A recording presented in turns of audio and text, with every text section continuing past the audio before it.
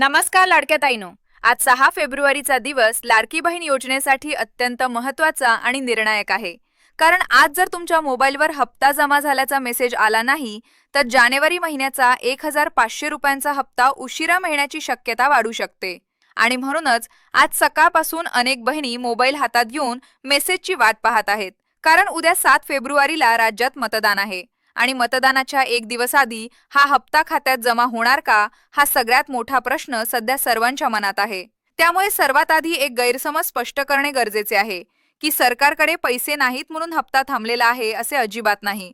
कारण 8 डिसेंबरलाच सरकारने या योजनेसाठी 6,000 कोटींपेक्षा जास्त निधी मंजूर करून ठेवलेला आहे. म्हणजे निधी उपलब्ध आहे आणि पैसे देण्यास कोणतीही आर्थिक अडचण नाही. तसेच निवडणूक आचारसंहितेमुळे हप्ता थांबला आहे असेही नाही.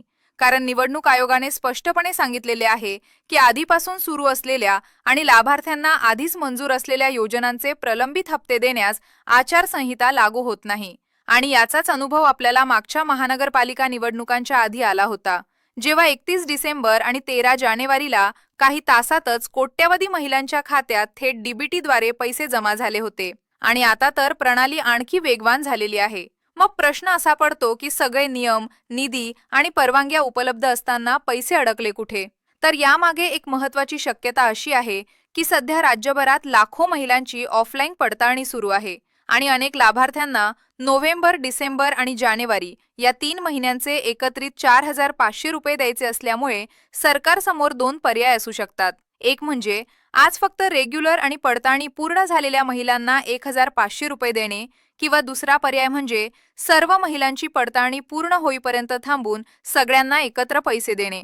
आणि याच विचारामुळे आजचा हप्ता तात्पुरता होल्डवर ठेवला गेला असण्याची शक्यता नाकारता येत नाही. तरी देखील आशा अजून संपलेली नाही. कारण उद्या मतदान आहे आणि लाडकी बहीण योजना ही सरकारसाठी अत्यंत महत्त्वाची आणि गेम चेंजर योजना मानली जाते. त्यामुळे बहिणींना नाराज करून ठेवणे सरकारला परवडणारे नाही. आणि याच कारणामुळे अनेक वेळा कोणताही GR किंवा अधिकृत घोषणा न करता थेट डीबीटीद्वारे काही तासातच पैसे खात्यात जमा केले जातात.